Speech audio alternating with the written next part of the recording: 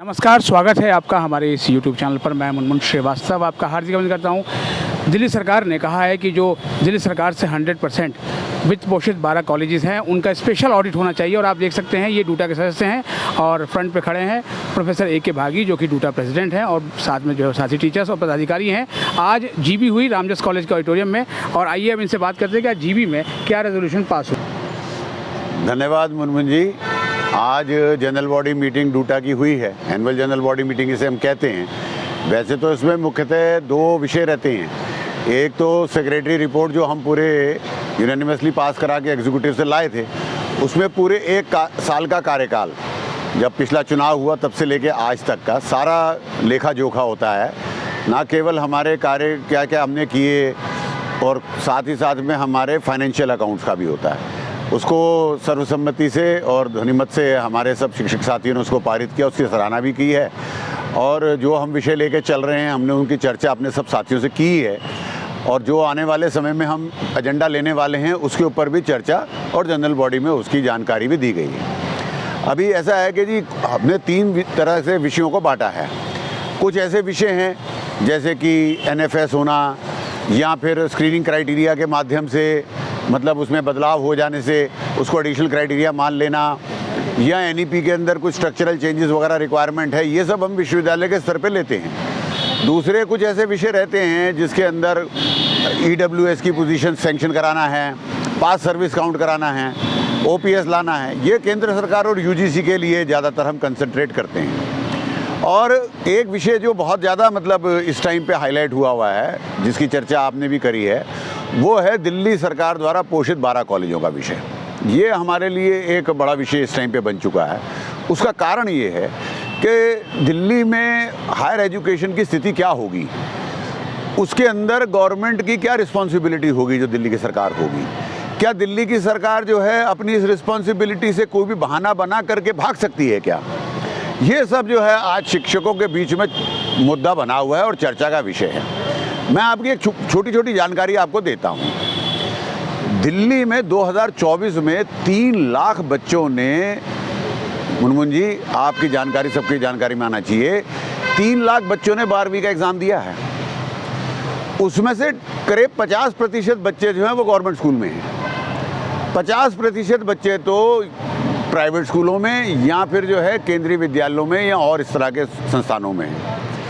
तो देखिए कितना बड़ा मतलब दिल्ली में रहने का सुख है कि केवल 50%, 3 लाख बच्चों में से 50% बच्चों को ही दिल्ली सरकार को टैकल करना है, बाकी तो सब इधर उधर हो ही रहे हैं। अब उसमें से 1.5 लाख बच्चा तो दिल्ली के स्कूलों से निकलता है और 1.5 लाख प्राइवेट स्कूलों से निकलता है।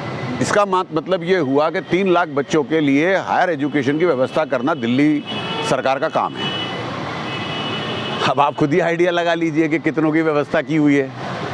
अगर दिल्ली विश्वविद्यालय यहाँ ना हो तो कितना बड़ा मतलब जो है ये संकट की स्थिति उत्पन्न हो सकती है। इसमें ज़्यादातर तो प्राइवेट की ही हैं IP यूनिवर्सिटी के अंदर सीटें। सरकार द्वारा पोषित कितनी होंगी, कुल मिलाकर के 5-7 हज़ार का भी खैर जुगाड़ नहीं कर पाए हैं। अब उसमें से 5-7 हज़ार इन 12 कॉलेजों के अंदर हैं, और दिल्ली के बच्चों को जब ये सुविधा सेंट्रल गवर्नमेंट की मिली हुई है यहाँ इतनी बड़ी, और आप जानते ही हैं यहाँ पर आपने कई बार कवर किया NC वेब है जी, non collegiate board, education board for women.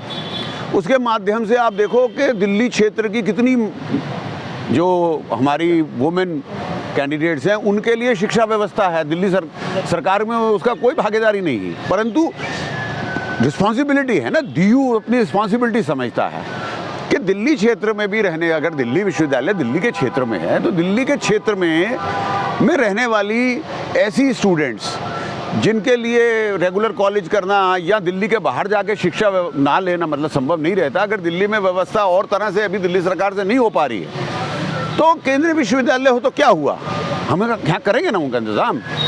Due to ने हमेशा उसकी डिमांड, उसकी सीटें बढ़ें, उसके सेंटर बढ़ें। किसी ज़माने में उसके 10 सेंटर होते थे, आज पता नहीं 28-30 सेंटर से भी ज़्यादा सेंटर हैं, और 10,000-12,000 ऐसी मतलब कि हमारे जो बालिकाएं हैं उनको यहाँ पर भी शिक्षा मिलती है। दिल्ली में रहते हुए ये डिवीज़न नहीं हो सकता। ये केंद्र की सरकार, ये राज्य की सरकार, ये दिल्ली की स्ट्रेटेजिक पोजीशन है। यहाँ मिलजुल के काम होता है जी। और उसी का उदाहरण था कि दिल्ली सरकार दिल्ली विश्वविद्यालय के पास आई थी कि हम दिल्ली विश्वविद्यालय से इन 12 कॉलेजों को चलाना चाहते हैं, जिसको दिल्ली यूनिवर्सिटी ने एक्सेप्ट किया। और ये 12 कॉलेज तब से जो है यहाँ पर पढ़ाई लिखाई हो रही है, स्टूडेंट्स भी टीचर। अब मान लीजिए कि कोई पॉलिटिकल बदलाव हो गया तो क्या सरकारों की सोच बदल जाएगी? सरकारें क्या ये कहने लगेंगी कि ये रिस्पॉन्सिबिलिटी हमारी नहीं है, इन 12 कॉलेजों को हम क्यों फंड दें, इन कॉलेजों को क्यों हम अपने साथ रखें? ये बहुत गलत सोच है। और यही कारण है कि बार बार कोई ना कोई बहाना लगा करके, और उन्होंने अपने पत्र में लिखा भी है कि हम तो इन कॉलेजों को, या तो हम इन कॉलेजों को ले जाएंगे कहाँ, अम्बेडकर यूनिवर्सिटी या वहाँ ले जाएंगे और इनको फिर autonomous college, degree awarding college बना देंगे। उन्होंने मंशा अपनी क्लियर की है उस पत्र में। या फिर केंद्र सरकार ले जा। हम कहते हैं कि दिल्ली सरकार अपना पल्ला झाड़ करके हायर एजुकेशन से ऐसे भाग नहीं सकती है। तो सर फिर ये स्पेशल ऑडिट ये बहाने हैं, ये बहाने हैं किसी ना किसी तरह से फंड रोकने के, फंड कटौती के स्पेशल ऑडिट करवाया जाए, कितने वहाँ पर जो है स्टूडेंट एक्टिविटी फंड के पुराने पैसे पड़े हुए हैं, उनको कैसे जो है अलग अलग जगह पे खर्च करना है। ये नहीं हो पाएगा। ये बात अगर कोई स्पेशल ऑडिट, मैं आपसे पूछता हूँ, ऑडिट और स्पेशल ऑडिट अगर कोई सरकार ने कराना भी हो, इसके लिए फंड कटौती की आवश्यकता है? उसके लिए यहाँ पर अपॉइंटमेंट रोकने की क्या आवश्यकता है? यहाँ पर पूरी शिक्षा व्यवस्था को डीरेल करने की आवश्यकता है? तो स्पेशल ऑडिट कोई चीज़ सरकार ने देखा कि भाई यहाँ फाइनेंशियल प्रॉब्लम है, उसको टैकल करने के लिए कभी किसी ने फंड रोका है क्या? ये तो बहाने ऐसे बना दे, मतलब केंद्र सरकार रोक देगी, किसी दिन हमारे को कह देगी हम आपके यहाँ सारे कॉलेजों में फंड मतलब ऑडिट करवाएंगे, तब तक आपका फंड रोकते हैं। तो इतना बड़ा दिल्ली विश्वविद्यालय का उस दिन चकनाचूर होकर के नीचे गिर जाएगा। ये कुछ नहीं है जी, ये बहानेबाजी है। अलग अलग तरह से पहले 2020 में भी मतलब कि ये इन्होंने अपने एक MP साहब की ही कोई रिलेटेड कंपनी थी, उसके माध्यम से स्पेशल ऑडिट करवाया था, कुछ मिला नहीं इनको। और हर बार 3 स्टैट्यूटरी ऑडिट हो ही रहे हैं, वहाँ कुछ मिलता नहीं, स्पेशल ऑडिट करिए, स्पेशल ऑडिट करिए। अरे जनाब, आपको कोई किसी की शिकायत पे कोई ऑडिट करना भी हो तो करिए ना जी, लेकिन उससे फंड कटौती कहाँ मतलब कि लिंक्ड है? उस बात से जब तक कि ये इनकी मंशा ना हो कि इनको सेल्फ फाइनेंसिंग मोड में ले जाना है, हमने इस पर पैसा नहीं खर्चना है, तो फिर बहानेबाजी बना करके ले जाइए। यहाँ विषय हमारे पास में EWS की सीटें केंद्र सरकार से लाने का भी है ना जी, हमें वहाँ भी लड़ाई करना है।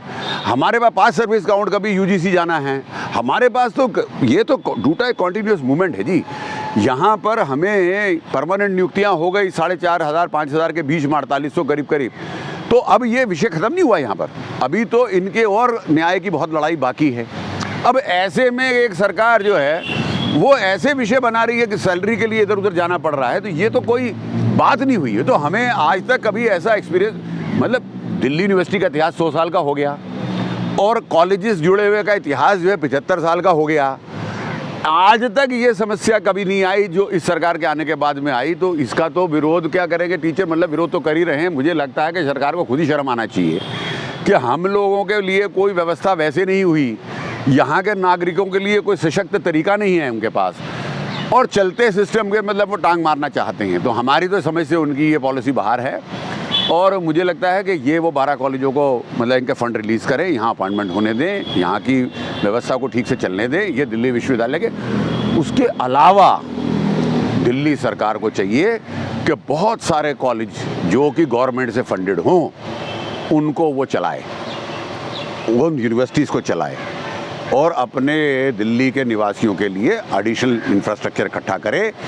वो दिल्ली विश्वविद्यालय में ही कोई ऊपर नीचे करने की उठापटक करते रहते हैं, ऐसा मतलब कहीं कोटा दिल्ली में फिक्स नहीं। अब तो दिल्ली की लोकल होने की वजह से दिल्ली के ज़्यादा विद्यार्थी इनके महाविद्यालयों में आते भी हैं। तो ऐसा नहीं होता है, मतलब जहाँ पर कोई विश्वविद्यालय खुलता है, चाहे सेंट्रल यूनिवर्सिटी का खुलता है, सेंट्रल स्कूल खुलता है। अब मान लीजिए सेंट्रल स्कूल्स हैं, सेंट्रल स्कूल के अंदर ज़्यादा विद्यार्थी दिल्ली के निवासी पढ़ रहे, चाहे उनके ट्रांसफरेबल जॉब, लेकिन उस टाइम तो वो दिल्ली में रह रहे होते हैं ना, उस राज्य की रिस्पॉन्सिबिलिटी बन जाते हैं तो पढ़ते हैं। यहाँ पर रहने वाले विद्यार्थी बाहर से आने वाले भी विद्यार्थी हैं, लेकिन अगर आप संख्या जोड़ने जाओगे तो पता चलेगा कि 50% तो दिल्ली से भी के ही विद्यार्थी यहाँ पढ़ रहे हैं। तो ऐसे कैटेगराइजेशन करना, ये मेरा ये तेरा, ये हमने पहली बार एक्सपीरियंस इस दिल्ली विश्वविद्यालय में किया है।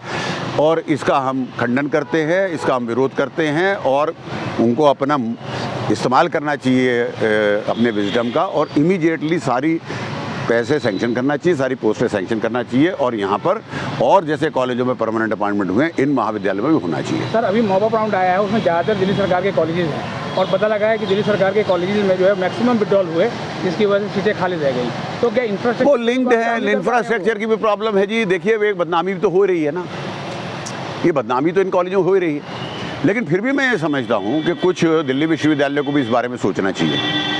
एक वो बदनामी उन्होंने खुद करवा रखी है, वो तो एक अलग विषय, वो तो सरकार की नाकामी है, लेकिन दिल्ली विश्वविद्यालय को भी इस एडमिशन के बारे में, जैसे भगनी निवेदिता कॉलेज है, आदित्य महाविद्यालय हैं, कुछ कॉलेजेस हमने खास तौर पे, लेकिन मैंने कहा ना, दिल्ली यूनिवर्सिटी ने दिल्ली के निवासियों के बारे में कुछ नहीं सोचा। जैसे मैंने NC वेब का आपको एग्जाम्पल दिया, ऐसे ही देहात की कुछ लड़कियों को एडमिशन मिला है और वो अपने घर के पास एजुकेशन को पा जाएं, ऐसे ही वातावरण के लिए दिल्ली सरकार ने और दिल्ली यूनिवर्सिटी ने मिल करके सोचा था कि हम अदिति महाविद्यालय, भगनी निवेदिता कॉलेज, ऐसे कॉलेज चलाएंगे जिसमें वहाँ के देहात के, अब मान लीजिए CUET के माध्यम से केवल एडमिशन करने के लिए, तो वहाँ क्या हो रहा है कि वहाँ के देहात के बच्चियाँ जो हैं उनके लिए तो फिर वो SOL ऑप्शन बच गया या NC वेब ऑप्शन बच गया।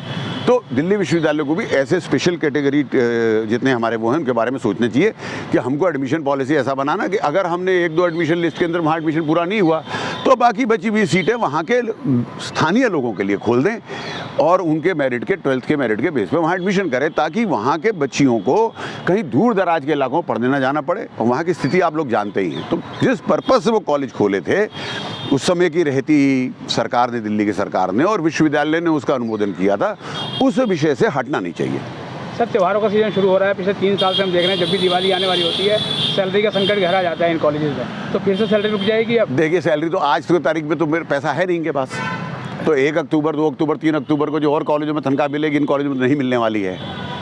तो ऑब्वियसली मतलब जैसे आपने कहा, ये तो हमेशा रहता ही है, लेकिन मुझे उम्मीद है कि कोई अच्छी अकल हो, कोई अच्छी विजडम इन पर काम करे, नहीं तो फिर कोर्ट के माध्यम से हर बार फटकार लगा करके जब पैसे देने का काम सोच ही रखा है तो फिर वो करेंगे। बहुत बहुत धन्यवाद। विरोध करने से, एक विषय बनाने से, हम लोग सड़कों पे रहें, टीचर अपनी क्लासों में ना रहे, कोर्टों में फैसले हों, यही अगर मंशा सरकार की है तो यही सही। बहुत बहुत धन्यवाद। ठीक।